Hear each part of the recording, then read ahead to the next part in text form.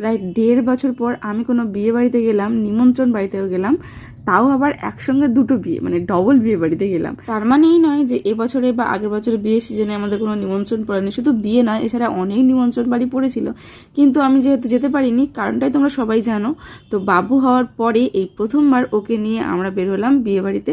একটা ছিল আমার মাসির ছেলের বিয়ে, মানে আমার এক দাদার বিয়ে, আর একটা ছিল আমার হাজব্যান্ডের এক চেনা পরিচিত তার বিয়ে।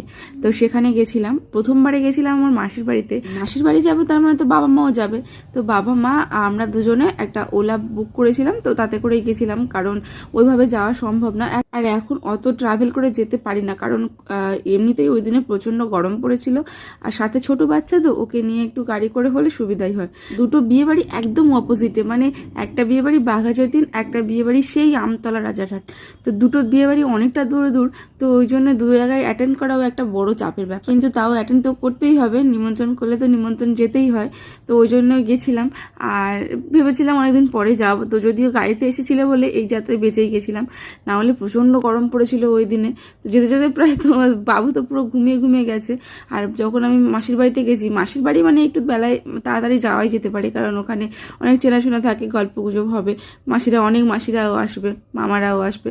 তো ওই জন্য তাড়াতাড়ি যাওয়া হয়েছিল, যেহেতু ওখান থেকে তাড়াতাড়ি বেরিয়ে আসবো বলে। তাও ওখান থেকে বেরোতে বেরোতে প্রায় 9:30 বেজে গেছিলো। তারপরে এদিকে ওখানে গিয়ে বাবু তো একটা ড্রেস পরে গেছিলো, এবারে গাড়ির মধ্যে এসেছিল বলে অসুবিধা হয়নি, কিন্তু ওখানে গিয়ে প্রচণ্ড গরম হচ্ছিল, ওই জন্য ওকে ড্রেস চেঞ্জ করে দেওয়া হয়েছিল। এই ড্রেসটা পরেই ও বিয়ে বাড়িতে কাটিয়েছে, তারপরে আবার ওকে ড্রেস পরিয়েছিলাম। আর এখানে এত গরম হচ্ছিল তোমরা দেখেই বুঝতে পারছো পুরো। আর এই ব্লাউজটা রিসেন্ট, মানে এই বিয়ে বাড়িতে যাওয়া বলে আমার বর এনে দিয়েছিল আর কি, তো সেটাই পরে গেছিলাম, নতুন ব্লাউজটা, সেটাও বেশ গরম হচ্ছিল। তারপরে ওখানে গিয়ে তাড়াতাড়ি করে খাওয়া দাওয়া করে নিয়েছিলাম। আর এই যে দেখতে পাচ্ছ এই খাওয়া দাওয়ার মেনু ছিল, তো সবটা খেতে পারিনি, এই কারণে বাবু প্রচণ্ড কেঁদে উঠেছিল মাঝখানে, আর ও তো খুব কাঁদলে আর কারো কাছে যায় না, তো ওই জন্য আবার আমার সেই মাঝপথে খাওয়া থেকে উঠে যেতে হয়েছিল। তারপরে এই বিয়ে বাড়িতে আমরা গেছি প্রায় 11:30টার সময়, এই বিয়ে বাড়িতে গেছি, মানে নেক্সট যে বিয়ে বাড়িটা ছিল। তো রাত্রেবেলা এখানে অতটা অসুবিধা হয় না, ওখানে গিয়ে দেখছি ওখানে যেহেতু বেশি লোক ছিল না, মানে লোকজন সব চলে গেছিলো আর কি। তারপরে তাড়াতাড়ি করে আমরা একদম শেষেই গেছিলাম, সবার শেষে, যখন ওদের আর কি বসে রিল্যাক্সের টাইম, সেই সময় আমরা গেছিলাম। দেখতেই পাচ্ছ চারিদিক পুরোপুরি একদম ফাঁকা ফাঁকা হয়ে গেছে বুফের জায়গাটা।